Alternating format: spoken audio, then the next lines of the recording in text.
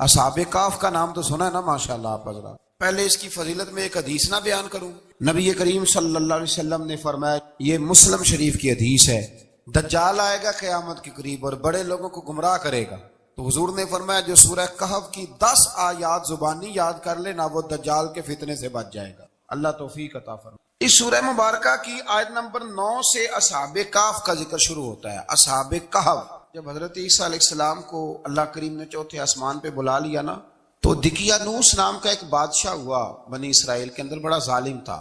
اس نے گمراہی پھیلا دی اور جو لوگ معاذ اللہ کفر اور شرک نہیں کرتے تھے انہیں قتل کروا دیتا تھا. تو 7-8 نوجوان اپنا ایمان بچا کے بھاگے. او ہو اللہ اکبر، ساری دنیا مال بچا کے بھاگتی، وہ 7-8 نوجوان اپنا ایمان بچا کے بھاگے کہ یہ ہمیں کہیں کفر کی طرف نہ لوٹا دے. تو جا کے ایک غار کے اندر چلے گئے تو ایک کتا بھی ان کے ساتھ ہو گیا. انہوں نے کتے کو بڑے روڑے مارے کہ یہ اگر بھونکے گا، آواز نکالے گا تو ہم پکڑے جائیں گے، ہم نے تو چھپنا ہے. پر اس کو نہ ولیوں سے پیار ہو گیا. اس نے کہا بھگاؤ جتنا مرضی مجھے، فطرت میری ہے کہ میں بھونکتا ہوں، پر جب اللہ کے ولی ہوں تو پھر میں ادب کرتا ہوں. یہ قرآنی واقعہ ہے. اچھا، یہ عین وہ واقعہ ہے قرآن مجید کا کہ جو بہت ساری چیزوں پر ویسے ہی نص ہے اور بہت ساری زبانیں ویسے ہی گنگ ہو جاتی. تو وہ 6-7 لوگ تھے، وہ چلے گئے غار کے اندر، جا کے انہوں نے پناہ لے لی. بادشاہ کو پتہ چل گیا کہ غار کے اندر ہے. اچھا، اللہ کی قدرت، جیسے ہی داخل ہوئے انہیں نیند آ گئی، یہ سو گئے. اور قرآن مجید کہتا ہے، قرآن مجید کے یہ لفظ ہیں کہ کتا غار کے منہ پر بازو پھیلا کے بیٹھ گیا، گویا اپنے مالکوں کی خدمت کر رہا ہے. اب میاں صاحب کی ایک بات کر لیں درمیان میں. میاں صاحب فرماتے ہیں، جنہ تنا وچ عشق نہ رچیا، کتے ہونا تھی چنگے، اور چلو مالک دے کر راکھی کر دے، صابر بھوکے ننگے. یہ دیکھو نا کہ اتنا تو ان کے اندر بھی کمال ہے.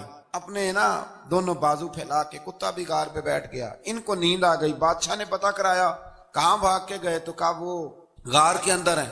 بادشاہ کہنے لگا کہ ان کی سزا یہ ہے کہ ایک دیوار چن دو غار کے منہ میں، غار کوئی بند کر دو. جس بندے کی ڈیوٹی لگائی نا غار چننے کی، بندہ بڑا نیک تھا، اس کو دیوار بنانے کا ذمہ دیا. اس نے نا دیوار بھی بنائی اور ایک تختی پہ نا سب کے نام لکھے، اور وہ تختی ایک صندوق میں رکھ کے وہاں بند کر دی. اور اسی طرح کی ایک تختی اس کے نیچے لکھا کہ ایک تختی ان کے ناموں کی نا میں مال خزانہ میں بھی بند کر رہا ہوں. اللہ تبارک و تعالیٰ کی قدرت کے بعد مفسرین نے لکھا ہے وہ 100 سال تک سوئے رہے، اور بعض نے لکھا ہے کہ 300 سال تک سوئے رہے. 300 سال کے بعد اس طرح ہوا کہ حکومتیں بدل گئیں. بیدروس نام کا ایک بادشاہ آ گیا، وہ بڑا نیک دل تھا. اس نے ہر طرف حضرت عیسیٰ علیہ السلام کی شریعت کا پھر سے نعرہ بلند کیا. اب نا کچھ لوگ ایسے تھے جو منکر ہو گئے تھے کہ مرنے کے بعد دوبارہ کیسے اٹھیں گے. بادشاہ ایک دن حجرے میں گیا، جا کے دعا مانگی، یا اللہ کوئی ایسی بات دکھا جس سے لوگوں کا ایمان پکا ہو جائے. اس طرح کے بھی بادشاہ ہوا کرتے. تو رب کریم نے کہا میں نے تو پہلے ایک راز چھپا کے رکھا ہوا ہے، کھول دیتے ہیں. اس نے دعا مانگی اور ادھر کیا معاملہ ہوا، ایک چرواہا بکریاں چرانے والا وہاں سے گزرا. اس نے سوچا یہ دیوار ہے، اگر اس کا منہ کھول لوں نا کبھی تو میری بکریاں یہاں تھوڑا سا دھوپ کے اندر سستا لیا کریں گی. اس چرواہے نے کیا کیا کہ اس نے وہ دیوار گرائی تاکہ میری بکریاں اندر جایا کریں. وہ دیوار گرائی تو اس نے اندر 6-7 لوگ سوئے ہوئے دیکھے اور کتا بھی سویا ہوا دیکھا. اللہ تبارک و تعالیٰ اپنی قدرت سے، اپنے فضل سے ان کی کروٹیں بھی بدلتا رہا. اپنی قدرت سے ایک طرف انسان پڑا رہے نا تو اعضاء گل جاتے ہیں، ان کی کروٹیں بھی بدلی جاتی، مناسب روشنی بھی دی جاتی اور حرارت بھی. اس نے دیوار گرائی تو ان کی آنکھ کھل گئی. ایک دوسرے سے کہنے لگے آج تو بڑی گہری نیند سوئے ہیں یار، آج تو لمبی نیند پوری کر لی، چلو بھوک بڑی لگی ہے ایک دوست کو بھیجو. یہ سارا واقعہ قرآن مجید میں موجود ہے، میں اپنے لفظوں میں بیان کر رہا ہوں. جاؤ ایک دوست کو بھیجو بازار سے نا کھانا لے آئے. پیسے وہی 300 سال پرانی کرنسی. وہ جب نان بھائی کی دکان پہ گیا نا سامان لینے، اس کو پیسے دیے تو نان بھائی نے ہاتھ پکڑ لیا، کہنے لگا میاں تو کدھر سے آیا، یہ کون سے پیسے؟ اس نے کہا پیسے کاہے کہ میں بھی سوچ رہا ہوں کہ حالات بدلے ہیں، سارے حضرت عیسیٰ کا کلمہ پڑھ رہے ہیں، ماحول اور ہے. اس نے کہا تیرے ہاتھ کوئی خزانہ لگ گیا. یہ تو ہم نام سنتے تھے کہ یہاں کوئی دقیانوس نام کا بادشاہ رہے، کوئی خزانہ، بتا کہاں سے لیے. شور ہوا، حاکم شہر تک خبر پہنچی، بادشاہ تک پہنچی. اس نے بتایا کہ بھئی ہم تو دقیانوس کے ڈر سے بھاگے ہیں، کل بھاگے ہیں یا آج سویرے، اتنا زیادہ ہمیں پتہ نہیں، کل یا آج سویرے بس نا. اتنا سا ہمیں یاد ہے کہ ہم گئے تھے. بہرحال لوگ جمع ہو گئے، اکٹھے ہو گئے، غار تک پہنچے. اب جو غار کے اندر تھے وہ پتہ کہتے لگتا ہے ہمارا دوست پکڑا گیا ہے. پکڑا گیا ہے تو اب بندے جمع ہو گئے. وہ اندر ڈر رہے تھے، تسبیح کر رہے تھے، اللہ کو یاد کر رہے تھے. ادھر یہ پہنچ گیا جب ان لوگوں نے یہ جیتا جاگتا رب کے فضل کا نمونہ دیکھا اور بادشاہ نے کہا کہ یہ کیا ہے؟ صندوق کھولا تو اس کے اندر وہ تختی لکھی تھی کہ یہ ان کے نام ہے، یہ دقیانوس سے ڈر کے بھاگے ہوئے ہیں، یہاں یہ سو رہے ہیں، اور اسی کی ایک تختی میں نے فلاں جگہ بھی دفن کیا، وہ تختی بھی وہاں سے نکل آئی۔ اب سب لوگوں کی آنکھوں میں آنسو آئے اور سب کہنے لگے لا الہ الا اللہ، لا الہ الا اللہ، لا الہ الا اللہ، سب کہنے لگے ان اللہ علی کل شیء۔ جب ان کی بات پوری ہو گئی، لوگوں کے ایمان پختہ ہو گئے، تو اصحاب کہف کہنے لگے کہ ہمیں اب اجازت ہے، ہم پھر دوبارہ غار میں جاتے ہیں۔ وہ غار میں گئے تو رب نے پھر انہیں موت عطا فرمائی، نیند عطا فرمائی، تحفہ دیا۔ بادشاہ نے پھر اس کے آگے دیوار بنائی اور وہاں بادشاہ نے ایک مسجد تعمیر کرا دی، لوگ زیارت کرنے جاتے۔ یہ اصحاب کہف کا ذکر ہے۔ اب یہاں ہمارے مفسرین نے لکھا ہے کہ وہ جو کتا تھا نا، وہ بھی ساتھ ہی تھا۔ اللہ قیامت والے دن اسے انسانی، یا تو انسانی شکل ملے گی، یا جیسے رب کا فضل ہوگا رب کریم اسے بھی جنت عطا فرمائے۔ اس نے تبلیغ کی، دین کی، اس نے کیا کیا؟ تبلیغ کی، نمازیں پڑھی، روزے رکھے، حج کیا، 10 ہوتے صحیح اس کیتا کی۔ ازیا کیے نا خدا کے فضل سے ہم پر ہے سایہ غوث اعظم کا، ہمیں دونوں جہاں میں ہے سہارا غوث اعظم کا۔ لوگ پریشان ہو جاتے ہیں، کہتے ہیں کس طرح کی بات کرتے ہو؟ تو میں نے کہا اصل میں تیرا عقیدہ کچا ہے۔ وہاں تو کتا چلا جائے ولی کے پاس تو رب اسے جنت دے دیتا ہے، تو جیگتا جاتا مومن جائے تو اللہ کیوں فضل نہیں فرماتا؟ اس سے آگے نا پھر آیت نمبر 32 ہے، اس میں اللہ تبارک و تعالیٰ نے 2 لوگوں کا واقعہ بیان کیا۔ فرمایا ایک شخص کے انگوروں کے باغات تھے اور چاروں طرف سے انہیں کھجوروں کے درختوں نے گھیر رکھا تھا، اور درمیان میں کھیتی بھی تھی اور بیچ میں دریا بھی بہ رہا تھا، اور ان باغات نے بہت عمدہ فصل دی۔ ایک دن یہ شخص اپنے ساتھی سے کہنے لگا میرا مال اور افرادی قوت تم سے زیادہ ہے، مجھے یقین ہے کہ یہ باغ کبھی برباد نہیں ہوگا۔ اول تو مجھے قیامت کا یقین ہی نہیں معاذ اللہ، لیکن اگر قیامت آئی تو مجھے وہاں سے بھی بہتر مال ملے گا۔ اس کے دوسرے ساتھی نے کہا تو اپنی اصل کو بھول گیا ہے اور تو نے اپنے خالق کی ناشکری کی جو کہ وحدہ لا شریک ہے۔ اگر تم نے باغ میں داخل ہوتے وقت ماشاءاللہ لا قوت الا باللہ کہہ دیا ہوتا تو یہ تمہارے حق میں بہتر ہوتا۔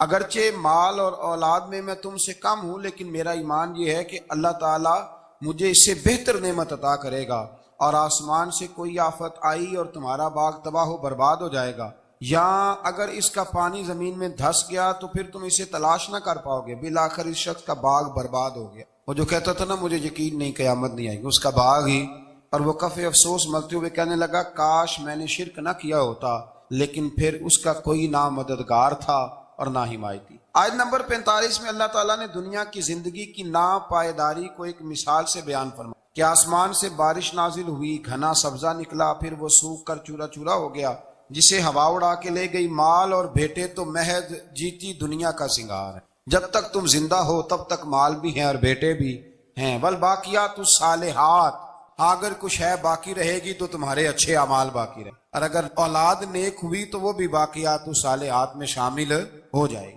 آیت نمبر 47 سے فرمایا کہ قیامت کے دن تمام روئے زمین پر ایک کھلے میدان کی صورت میں ہوگا، سب لوگ صف باندھے رب کے حضور اکیلے حاضر ہوں گے اور اپنے اعمال ناموں کو دیکھ کر خوف زدہ ہوں گے، کہیں گے ہائے افسوس اس اعمال نامے کو کیا ہوا، اس نے نہ کوئی صغیرہ گناہ چھوڑا نہ کبیرہ، مگر سب کو شمار کیا۔ آیت نمبر 50 میں حضرت آدم علیہ السلام کو فرشتوں کے سجدہ، ابلیس کی نافرمانی اور شیطان اور اس کی ذریت کے انسان کے دشمن ہونے کا بیان۔ آگے پھر ذکر شروع ہو جاتا ہے حضرت موسیٰ علیہ السلام اور حضرت خضر علیہ السلام کا۔ یہ لفظ خضر بھی ہے اور خضر بھی ہے، یہ 2-3 طریقوں سے پڑھا جاتا ہے۔ حضرت خضر کے بارے میں مختلف روایات ہیں کہ یہ ولی ہیں کہ نبی ہیں، لیکن مضبوط رائے اکثر بزرگوں کی یہی ہے کہ یہ بھی اللہ کے نبی ہیں، اور بعض نے لکھا ہے یہ ہمیشہ سے زندہ ہیں۔ یہ 2 اللہ کے نبی حضرت الیاس علیہ السلام اور حضرت خضر علیہ السلام، یہ دونوں ہر سال حج میں بھی جاتے ہیں، کیونکہ ایک روایت ملتی ہے کہ محبوب کریم علیہ السلام حج پہ گئے تو فرمایا میں الیاس اور خضر کو پہاڑوں سے اترتے ہوئے دیکھ رہا ہوں۔ تو جن کو اللہ نے کھلی آنکھیں دی ہوتی ہیں پھر انہیں زیارت بھی ہوتی ہے، انہیں یہ نظر بھی آتے ہیں۔ حضرت خضر علیہ السلام کو اللہ نے علم لدنی عطا فرمایا۔ یہ علم لدنی اللہ جس کو اپنے پاس سے عطا کر دے اس کو علم لدنی کہتے ہیں۔ حضرت موسیٰ علیہ السلام ایک دن تقریر کرتے ہوئے کسی نے پوچھا کہ آپ سب سے بڑے عالم ہیں، فرمایا الحمدللہ۔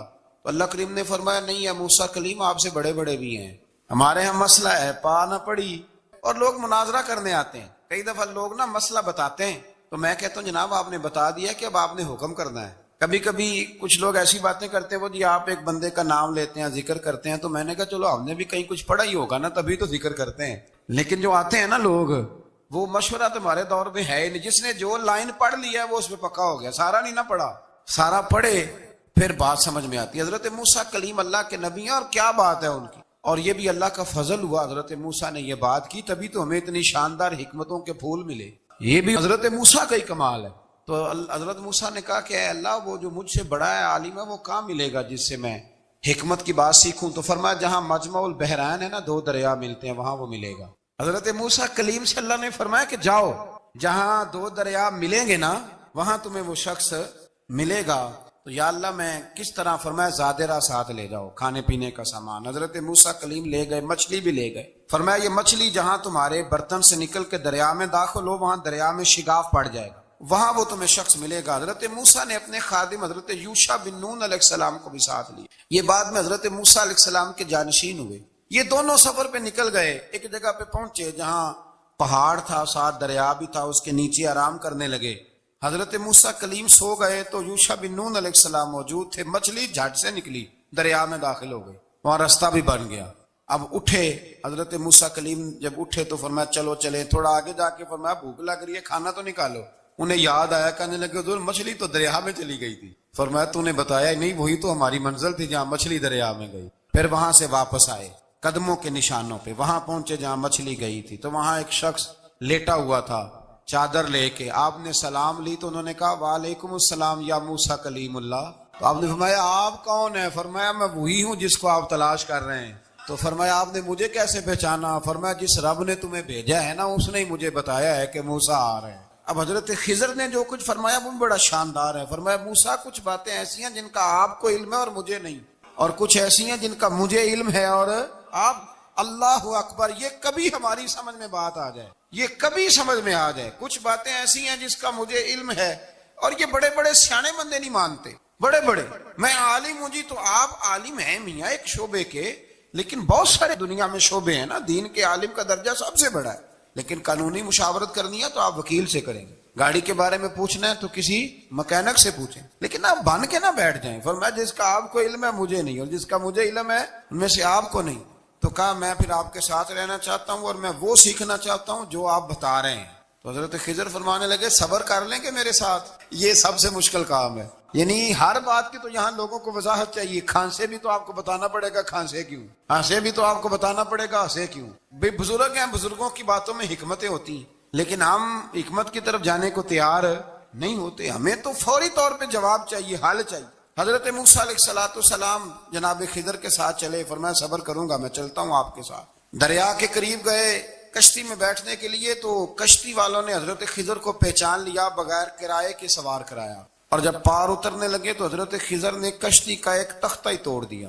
حضرت موسیٰ کہنے لگے یہ آپ نے کیا کیا؟ انہوں نے نیکی کی، آپ نے تختہ توڑ دیا. فرمایا آپ کو کہا تھا نا آپ نے صبر نہیں کرنا. فرمایا چلو میں صبر کروں گا. تھوڑا آگے گئے تو ایک نوجوان لڑکا، ابھی چھوٹی عمر ہے، وہ ملا.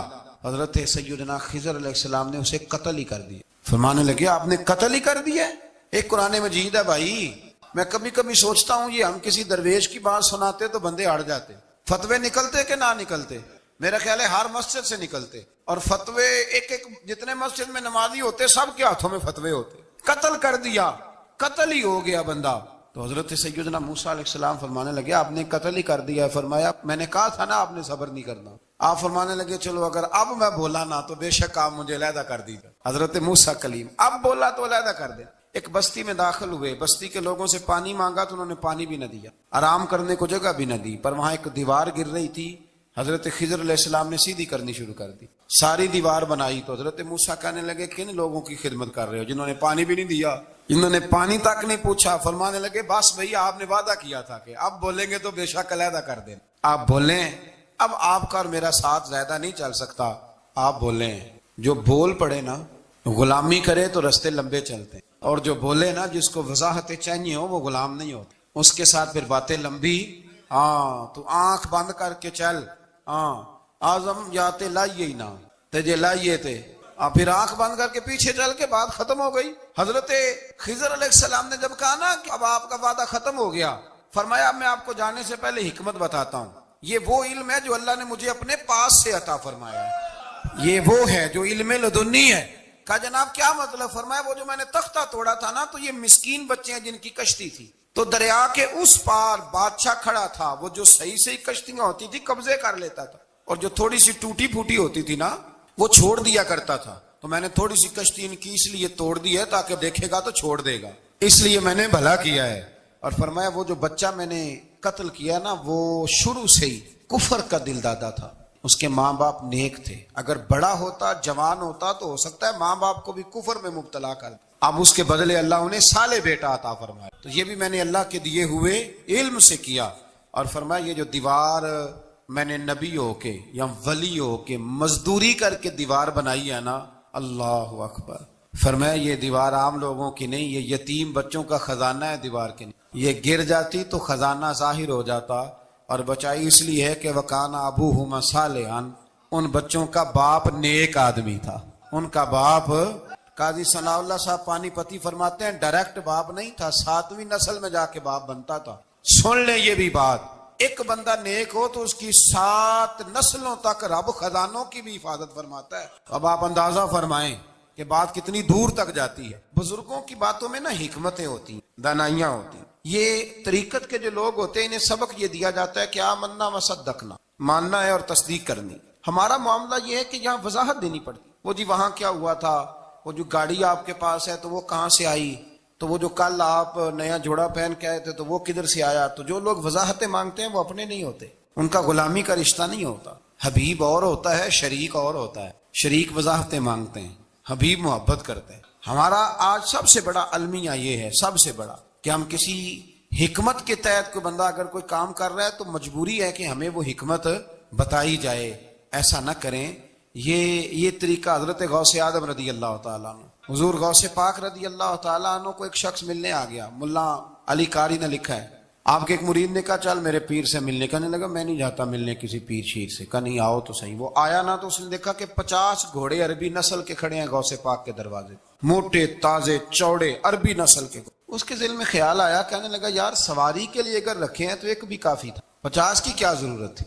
اللہ اکبر، اب واقعی 50 کھڑے تھے، مرید کے پاس جواب ہی کوئی نہیں تھا، کہنے لگا یار پتہ مجھے بھی کوئی نہیں، لیکن حضرت صاحب نے رکھے ہیں تو حکمت ضرور کوئی ہوگی۔ اللہ اکبر، وہ چلے گئے واپس۔ وہ روز تنقید کرتا، کیسا تیرا پیر ہے 50 گھوڑے رکھے ہوئے، کیسے تیرا پیر ہے 50 گھوڑے رکھے ہوئے۔ کچھ دن گزرے تو ملا علی قاری کہتے ہیں وہ اعتراض کرنے والے کے پیٹ میں کوئی تکلیف ہوئی، بغداد کے سب سے بڑے طبیب کے پاس گیا، اس نے کہا تیرا تو جگر تباہ ہو گیا ہے، عربی نسل کا ایک گھوڑا چاہیے، اس کو ذبح کریں گے، اس کا جگر نکالیں گے، اس کی دوائی بنا کے تجھے کھلائیں گے، اور 50 گھوڑے ہوں گے تو بچے گا۔